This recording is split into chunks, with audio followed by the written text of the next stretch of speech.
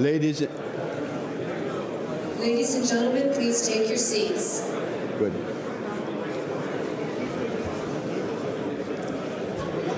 Could I invite everybody to take their seats? We do want to start with this session, please.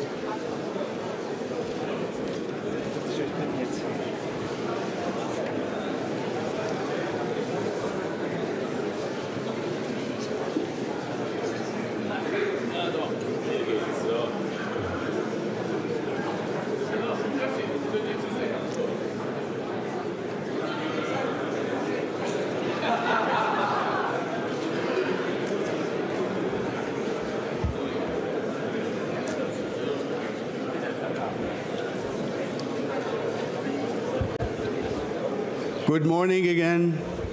Good morning again, and please do take your seats. Thank you very much. Thank you very much. Ladies and gentlemen, excellencies, dear friends, I'm now going to continue in the German language in order to invite you to test your headphone arrangements, because I think the next speaker will speak German. So please make sure you have, if you don't speak German, please make sure you have a headphone with you. Thank you very much. Guten Morgen, Frau Bundeskanzlerin. Good morning, Federal Chancellor. I would like to start this session by thanking you personally. When more than 10 years ago I took over the task of organizing this conference, you said, and I haven't forgotten, I won't be coming every year, but every second year. And I think it's a great thing that after all these years, you have really kept this promise. I'm grateful for that, and I'm sure all our participants that come back every year and in greater numbers, and more high-ranking people, I'm sure they are grateful as well.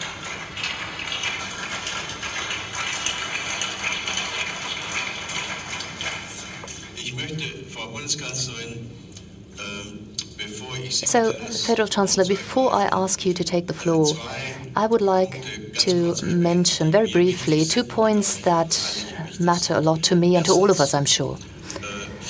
First of all, I am delighted that China has decided to take this Munich Security Conference even more seriously than they did in the past. It is a sign of respect for our discussions here that we have every year in Munich. My old friend, if I may call him that, we used to work as ambassadors in Washington, both of us. So Mr. Yang is now a member of the Politburo of the Communist Party of China. So I think we can say he is the highest ranking foreign politician of China. So I am delighted about this gesture of your interest in our cooperation. Thank you very much. And my second point, and I think it is equally important, and now I'll address this part of the room, I think. At the Munich Security Conference, we hold an event which, as far as its origins are concerned, used to be a German and American event, and it has been a long-standing tradition, goes back to the days of Manfred Wörner and Helmut Kohl, Franz Josef Strauß. We've always had high-ranking members of the US Congress and the US government. I'm delighted to say that even in a difficult year such as this one, from a transatlantic point of view, it is not only the US administration that decided to send high-ranking members led by the Vice President and other members of the cabinet, but also the largest congressional delegation by far, consisting of senators and members of the House of Representatives, has made it possible to participate, to hold speeches here, and to discuss these topics with us, with Europeans and members of other countries. Lindsey Graham and others, I'm not going to name them all now. We are very grateful to you. Speaker Pelosi, great to have you here for the first time. Do come again next year.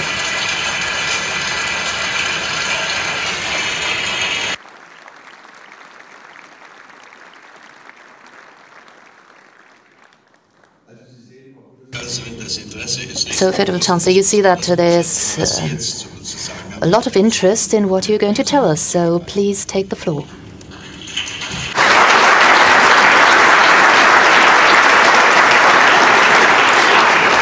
Ja, sehr geehrte Presidents, colleagues from the parliaments, Mr. Ischinger, ladies and gentlemen, and of course,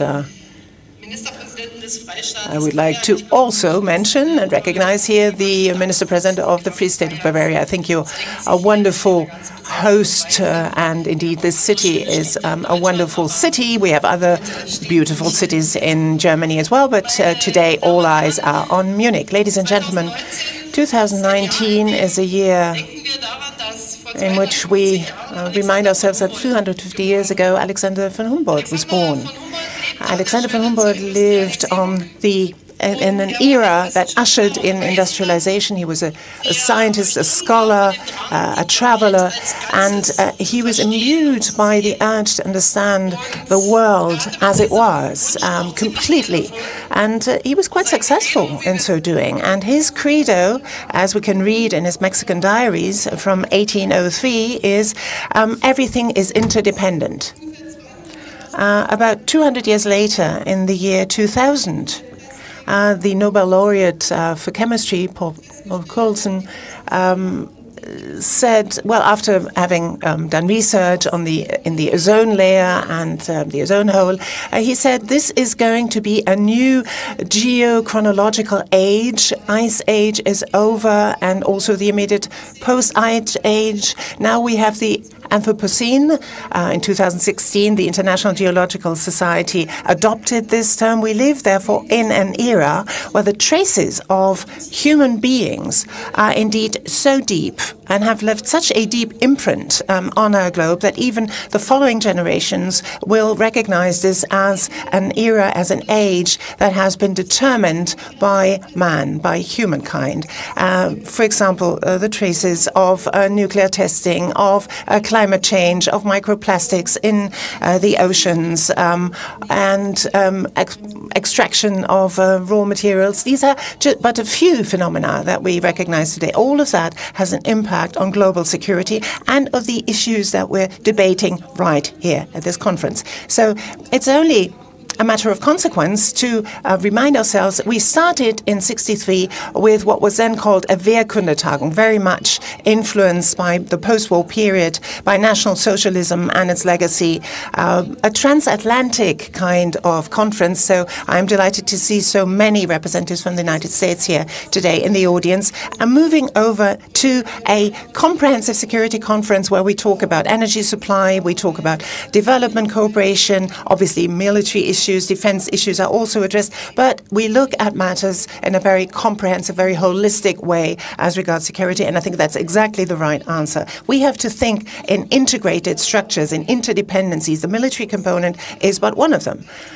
And in the beginning of the 21st century, after all, this is the second decade of the 21st century, and we feel very acutely that the structures in which we work are basically structures that hark back to the horrors of the Second World War, of the immediate legacy of National Socialism, but that these structures are very much under pressure because the challenges of today, the developments of today, demand from us to reform them, but we cannot simply dispense fence with them or destroy them. So the great puzzle, the motto, let me just start with one part, rivalry among the great powers, the motto of this conference, shows to us that what we see as an overall architecture underpinning our world as we know it is a bit of a puzzle now. It has been sort of if you like, it has collapsed into many tiny parts. Now, the Berlin Wall fell just almost 30 years ago. The Cold War ended.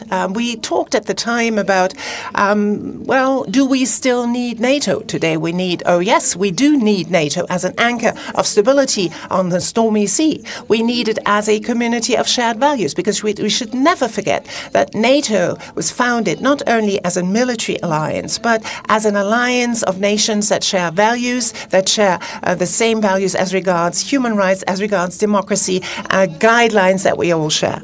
And the fact that this is still a very attractive alliance was clearly borne out by the developments over the past few months.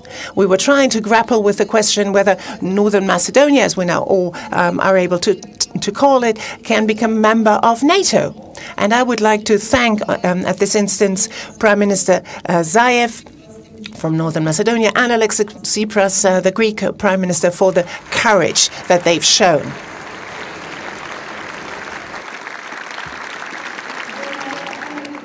Tonight, they will be awarded the Kleist Prize, and I think that's an excellent example of, among all of those protracted conflicts for which we have not found a solution, that if you show the necessary courage, you can find solutions. I had actually given up in the meantime of trying to come up with other different combinations for the name, and now finally a solution has been found. So my congratulations, my heartfelt congratulations. But there are many conflicts that challenge us, and that, after all, is also what we're talking about here. I would like to start with one that I am very busy with right now, but many of ours are as well, our relationship to Russia. Russia, for many, many years, in the shape and form of the Soviet Union, was an antagonist during the years of the Cold War. And after the fall of the war, we did have hope. That was when we agreed on the NATO-Russia Founding Act. We wanted to pave the way for a better understanding. And if I remember the year 2011, on the margins of this security conference, a meeting took place between Hillary Clinton and Sergei Lavrov, where they signed the ratification documents for New START. They exchanged these documents today in 2019. That seems ages ago. But at the time, both talked about a milestone in their strategic partnership. I'm saying this in order to show what has happened in the meantime, but also in trying to encourage all of us. And in only a few years' time, it may very well look quite differently again if the two sides agree to talk to each other about it. Thank you, Jens Stoltenberg, for in these very difficult times that we've had over the past years to not only insisting on the validity of the NATO-Russia Founding Act, but also trying to seek and explore channels of dialogue. Now, in 2014, we had the annexation of Crimea, which was clearly a violation of international law.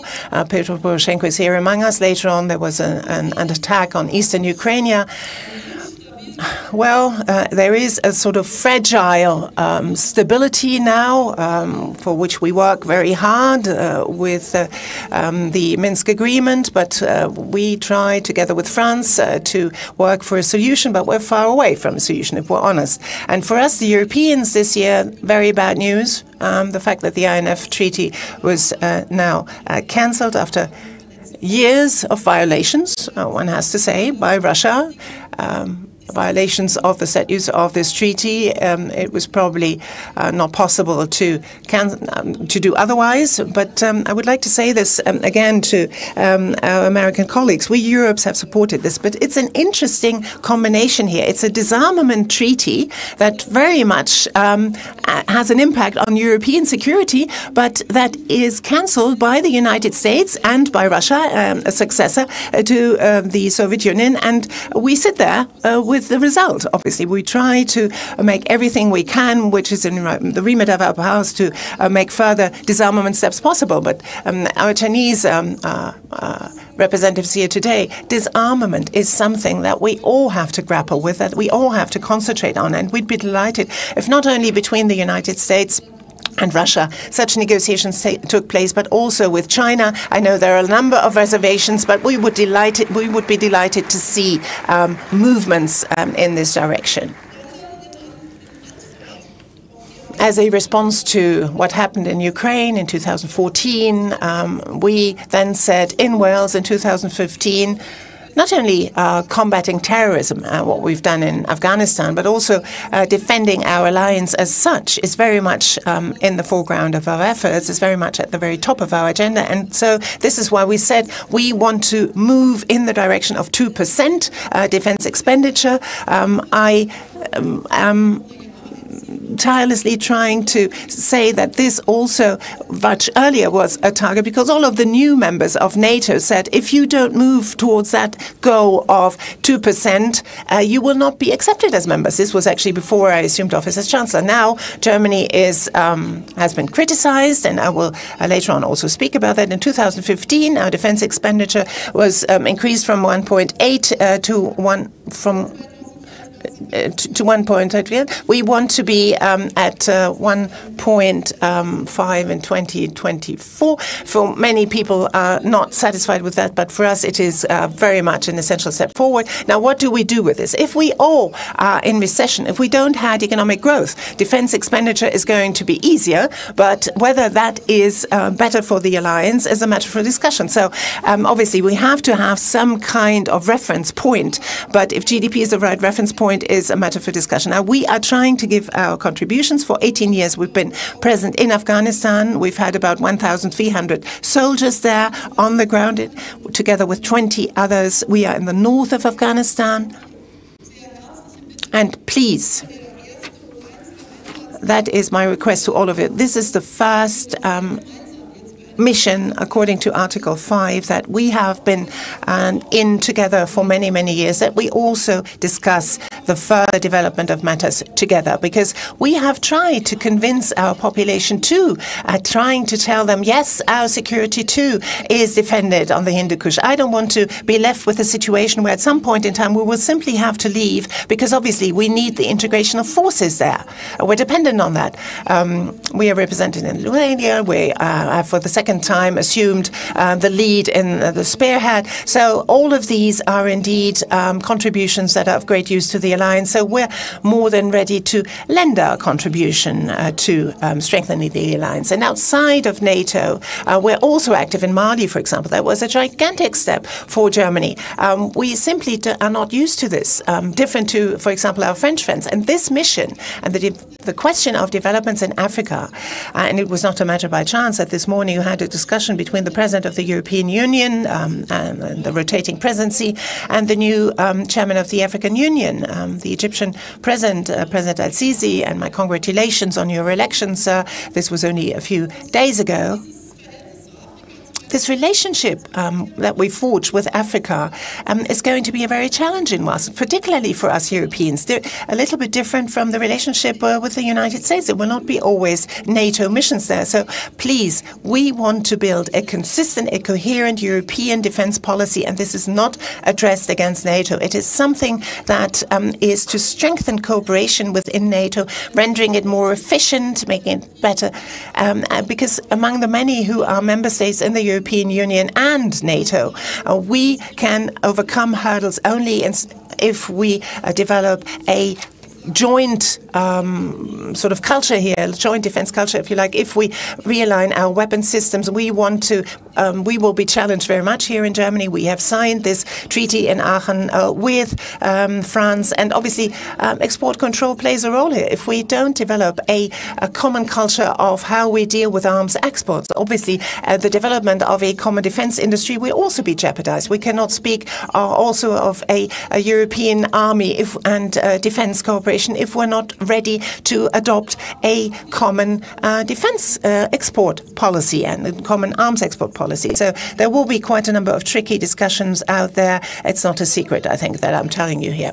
Now, ladies and gentlemen, apart from our relationship with Russia, we also have combating terrorism on the agenda, another great challenge. And after March 2014, apart from the euro crisis in 2014-15, we worked, as you know, very closely with Greece, trying to make it possible for Greece to to stay in the eurozone. And then we had to grapple with the refugee issue, the migration issue. And this was fueled, obviously, by the situation in Syria on the ground, because there is a civil war raging there, with terrorist elements, with terrorist challenges. So we were faced with a completely different security issue than the one that we have in our alliance by way of defense issues there. Because the question was out there, are we in Europe ready when we have a humanitarian drama on our threshold, on our doorstep? Will we be ready to help? And the fact that so many refugees came to Europe simply has to do with not dealing with this before. There were refugees in Jordan, there were refugees in Lebanon, in Turkey, millions of them. The stability of these countries had been gravely impaired and gravely jeopardized by this. And in the end, the refugees then entrusted their faith to human traffickers, trying to find different routes. So Europe then adopted a task, not only obviously Germany, Sweden and other countries too.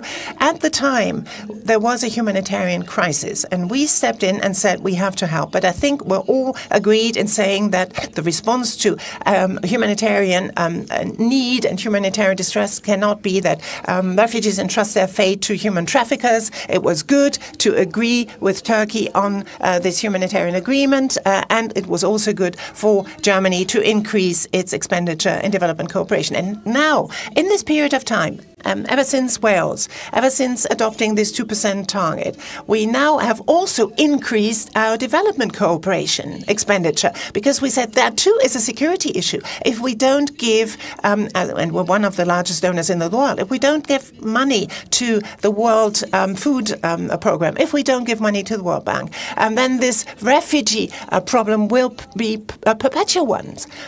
The readiness of the German citizens to help, to step in, was great, but we have to find a structured response to this. So that was a parallel challenge that I, from a security viewpoint, think is just as important as strengthening our alliance as such.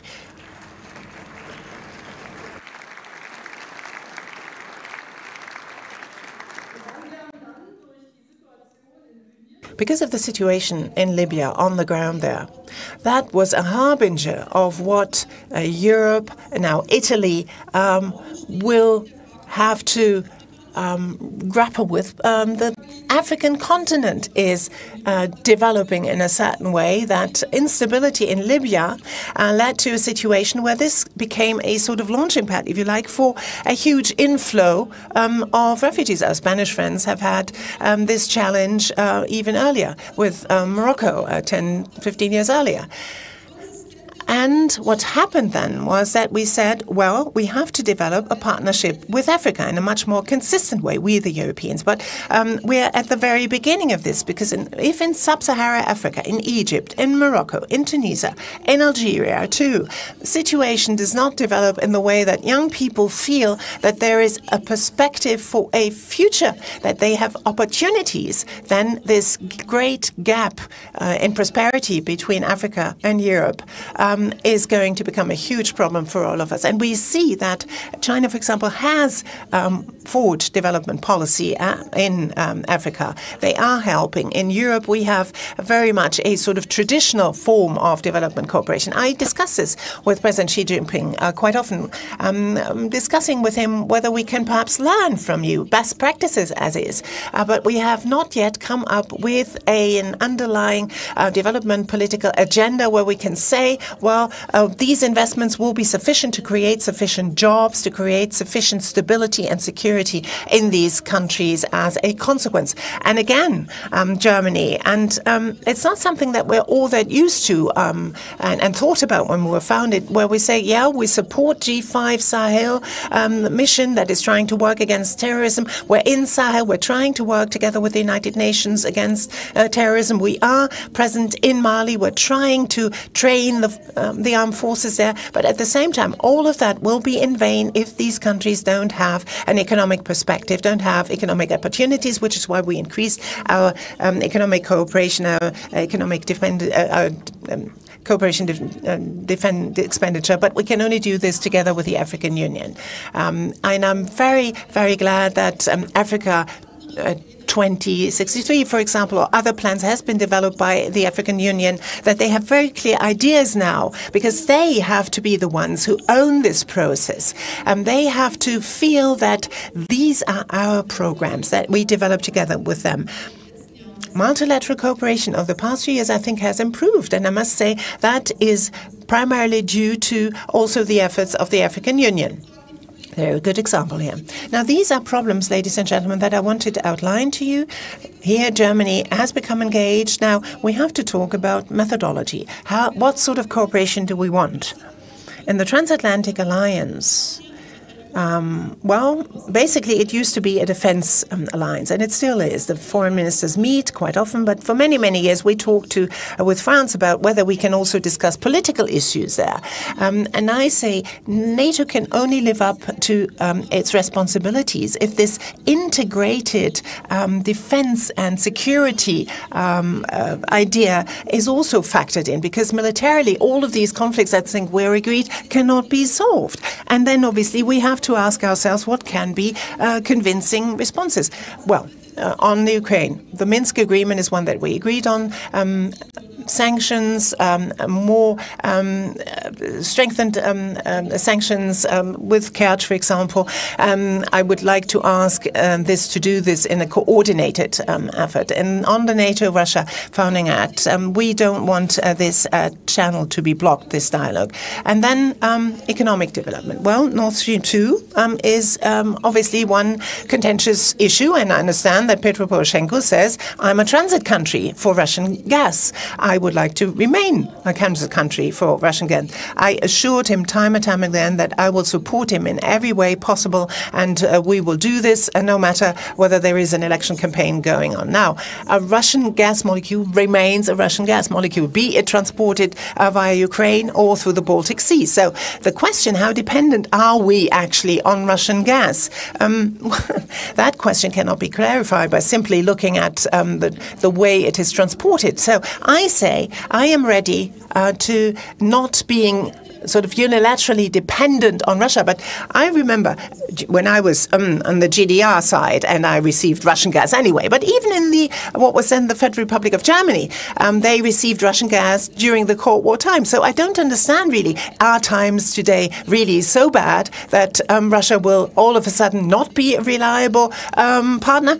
It's actually interesting here, this setup. On my right, I have the Chinese representative. On my left, I have the Ukrainian. I have Petro Poroshenko. So should we perhaps be not participating? Will China be the one that is benefiting from that? We want to be part of those trade relations as well. So we have to be openly addressing this. We made a strategic decision, although we have a lot of LNG capacity. Actually, we have enough LNG terminals in Europe, more than we have LNG gas. But when it's true what people predict, namely that LNG production will be increased coming in from the United States, we, as Germany, have decided, okay, we'll factor that into our energy mix. And since we phase out lignite and nuclear, then we will be certainly an interesting market for the next few years to come as far as exports of natural gas are concerned.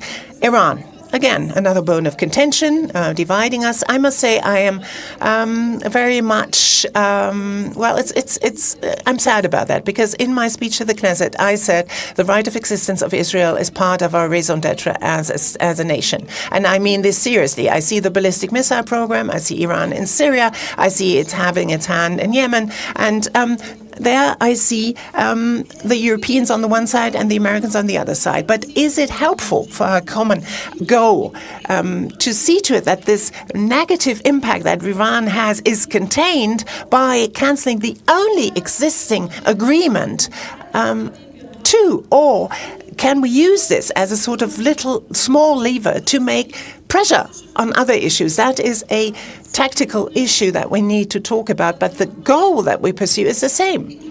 So I'm criticized every day, as you know. Is it a good thing to immediately withdraw troops from Syria now, American troops that is, or will that not strengthen Iran's hand and Russia's hand to influence the situation on the ground? That too is something that we need to discuss. That is very much out there, and that's very much something that we need to discuss. Same goes for the question about economic relations between China and the United States and Europe. Huge problem. We see China is indeed an emerging economy, very much so. When I go to China, the Chinese representatives say to me, for 1,700 years of the 2,000 years ever since Christ was born, we have been a leading economic nation. Why are you so excited and why are you so worried about that? Well, the only thing that's happening is we are trying to be leading again. And now we used to be. And we say what we've used to lead. Now we have to deal with this situation. We have to find sensible solutions so as to avoid a situation where we are fighting against each other, thereby weakening us all round. And I'm for fair trade relations, reciprocity. We need to talk about this, but we have to talk about this imbued with the spirit of partnership, and also in the awareness that there are so many problems in the world of today that we need to solve together, that we have to find an agreement. And I'm very much pinning hopes on the trade talks that are currently happening between America and China. Now, the transatlantic partnership for me, as a German chancellor, is obviously not that simple to read, that apparently the American Secretary of Trade says German cars are a threat to America's national security. We're proud of our automotive industry, and I think we can be. We're proud of our cars. They are built in the United States of America. South Carolina is one of the largest. It's actually the largest BMW plant, not in Bavaria. South Carolina is supplying China. So when these cars, that because they're built in South Carolina, are not becoming less threatening, rather than the ones that are built in Bavaria, are supposed to be a threat to the national security of America, it's a bit of a shock to us.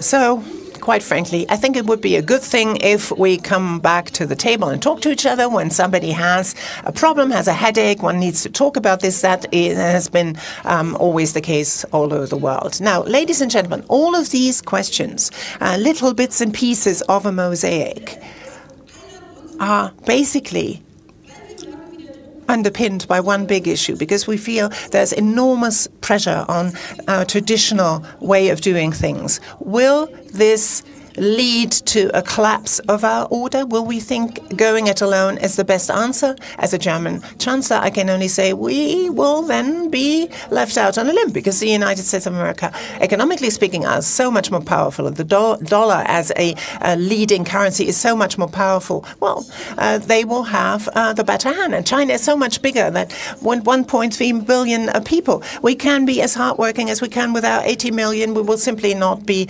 at the same level.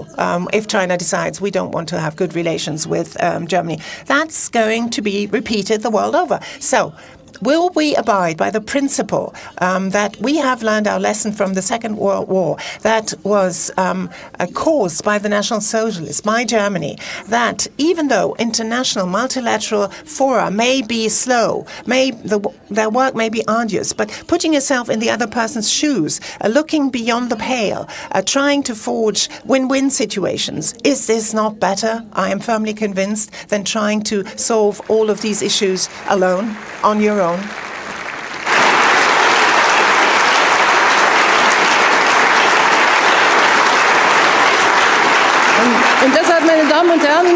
So, ladies and gentlemen, so I was so happy yesterday night when I prepared my speech for today that I could find a quote from Lindsey Graham, and multilateralism may be complicated, but it's better than simply staying home alone. And I think that is exactly the right answer to the motto of this, the great puzzle, who will pick up the pieces? We, only all of us together.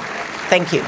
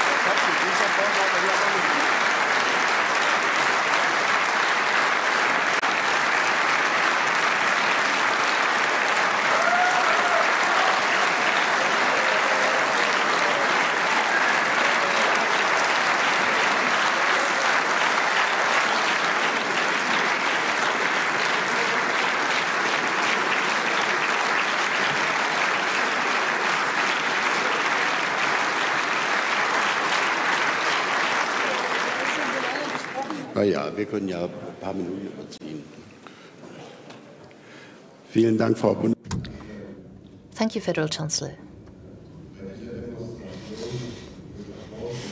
This long round of applause has shown and has given rise to the question, are there any questions at all? But I do suspect there will be questions. A little earlier, when we came in here, there was a young member of the Ukrainian Parliament, Svetlana Shevchuk, and I promised her she would be able to ask a question, and she's here, so go ahead. Ambassador Ischinger, dear Chancellor Merkel, let me first of all thank you for what you personally do, combating many of those challenges that we are talking today in this room. Now, my question is about something that you referred already in your speech, and it's about Nord Stream 2. Economist issued just a magazine with a lead article saying that Nord Stream 2 is making less secure Ukraine, Poland, and Baltic states. Also, it undermines the energy security of European Union. Also, it gives a bigger stick to Russia to threaten Western Europe. And also, it saw discord amongst NATO allies. The article is titled, Nord Stream 2 is a trap, and Germany has fallen into it. My question is, don't you see, Madam Chancellor, that Nord Stream 2 is playing the role of the little green man, but in an energy sphere? Thank you.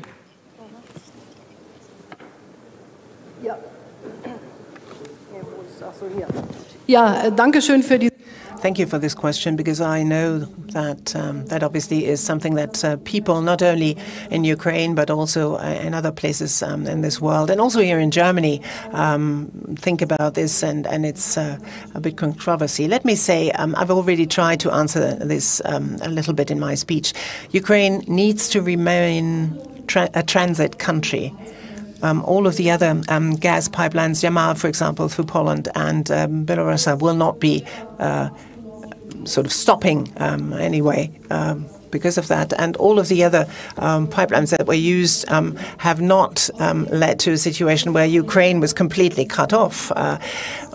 And also we have Turk Stream 1 and 2 with 255 billion cubic meters of gas capacity.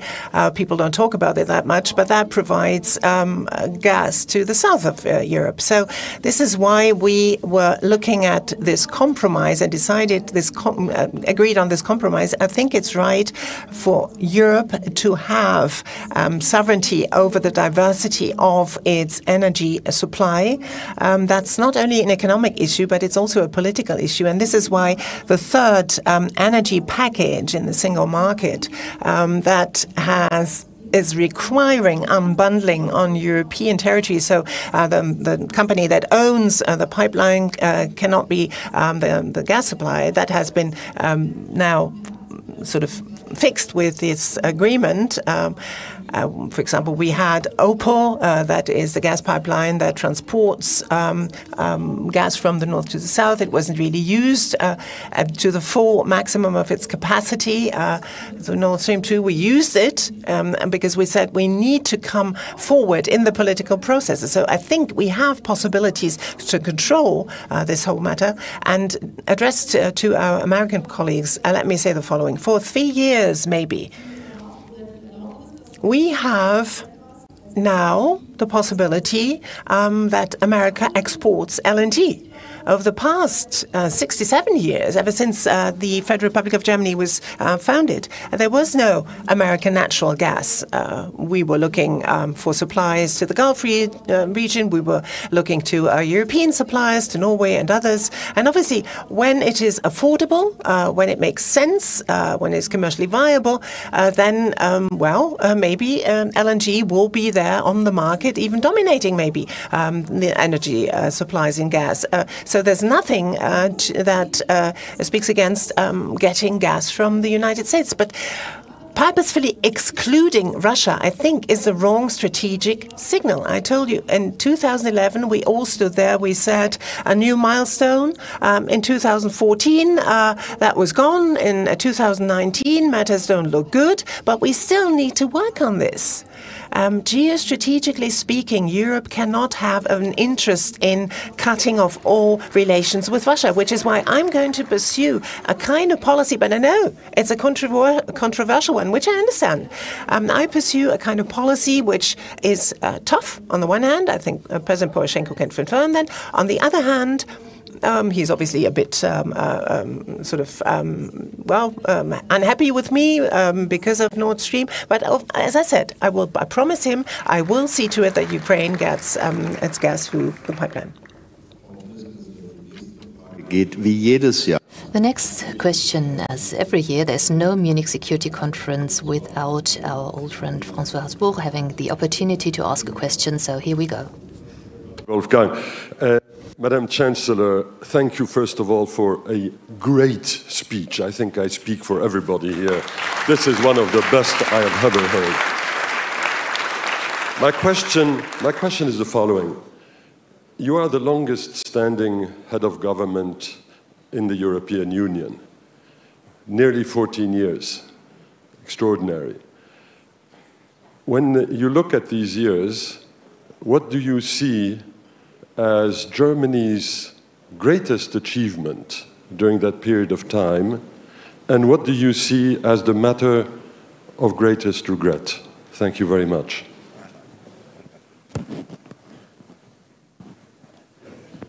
Ja, also ich würde sagen. Well, I think sort of working along the lines of your question, there's one thing that I find good about Germany, and one thing that I find not so good. Let's put it that way, or not so good.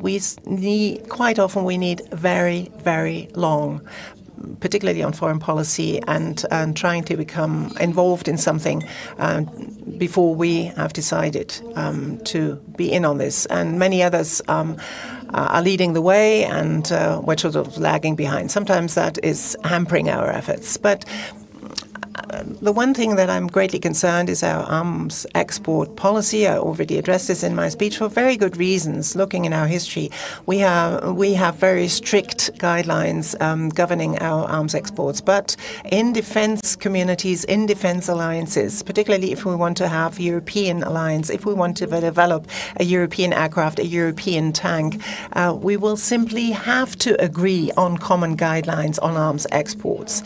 And here Germany, I think, and many people I guess would agree, Germany is a bit of a laggard here, is a bit slow, but once we have decided, we are there.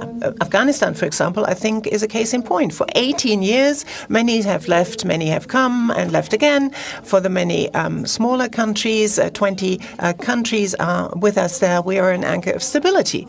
And we're not simply sort of shirking our responsibility and leaving. That's probably because sometimes I have a hard time deciding, because we know that we'll stay on and others will leave. But during my term of office, Germany has to become far more engaged than in the past, which is the right thing to do, because obviously people say you have a sort of special history, and this is why militarily speaking, you don't need to become engaged. Well, these days it no longer counts. People say, you're shirking your responsibilities, you're using excuses. I remember when I was at the funeral of George Bush, the father, this great president who saw to it that German unity was made possible together with all of the allies. That is in many ways an obligation incumbent upon us. We have to shoulder responsibility, and this is why we made this great leap forward where we gave weapons to the Peshmerga. This is completely against all of the guidelines we have, but we said we have to do this because we cannot simply be looking sitting on the fence while the Yazidi are being killed. So that is what we understand by way of common responsibility. Ich glaube, wir haben noch Zeit für. I think we do have time for one or two questions. Your biographer, Cornelius, would like to speak, so he will be the next.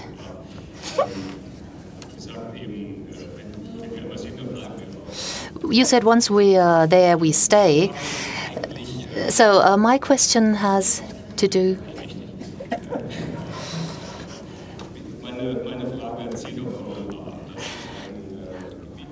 My question has to do with Europe. And I would like to ask about Europe. We are seeing that things are falling apart. There's Brexit. We have other movements regarding the party structure in France and Spain. A lot is changing there. The French president challenged you 2 years ago, if I may say so. He started a major initiative, and he called it a bold move for Europe.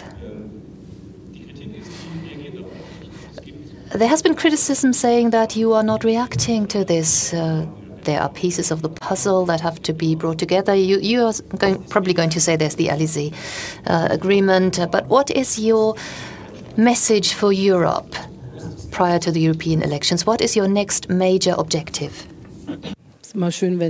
It's always a good thing when the person who's asking the question already, assumes what the possible answer will be, but doesn't like that particular possible answer. Well, let me freely answer to this. Yes, Europe is in dire straits, is in great difficulties, and that has something to do, as I see it, with our lack of innovative capacity, our economic difficulties. Exactly what happens all over the world happens in Europe. It's pitting nations against one another, and here we have to work together. And as far as Germany and France are concerned, artificial intelligence, all of the questions that have a bearing on digitalization and what we've started there, I think, should not be underestimated, even though the results have not yet materialized. And Europe has opponents. Hybrid warfare waged by Russia can be felt each and every day by European countries.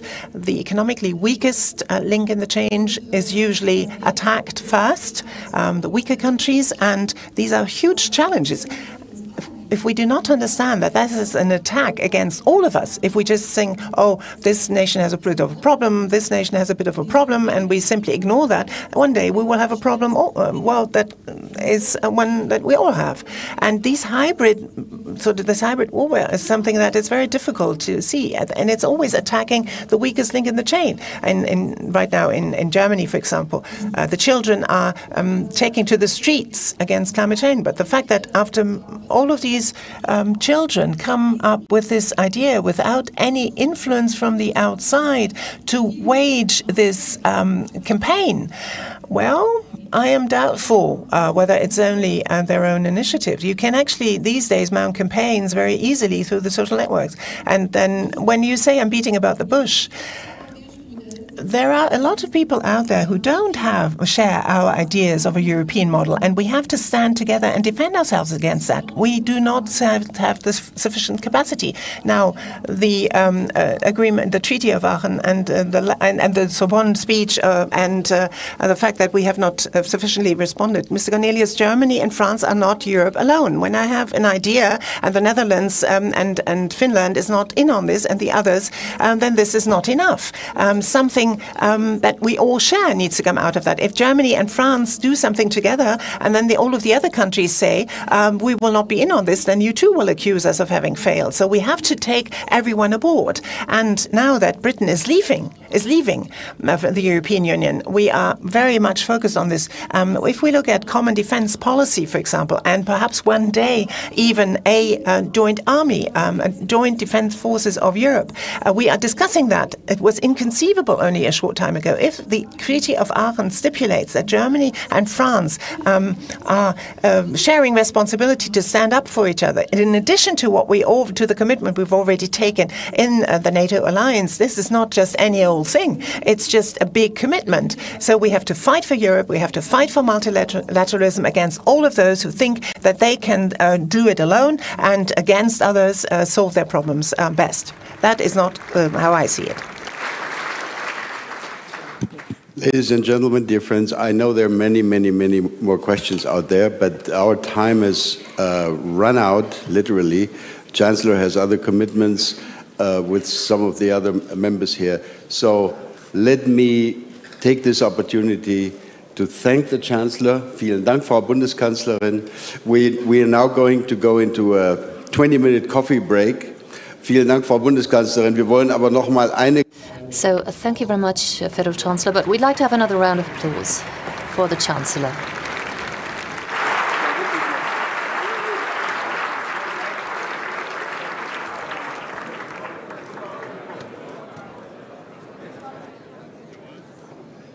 Ladies and gentlemen, please enjoy the coffee break. The program will continue at 11:30.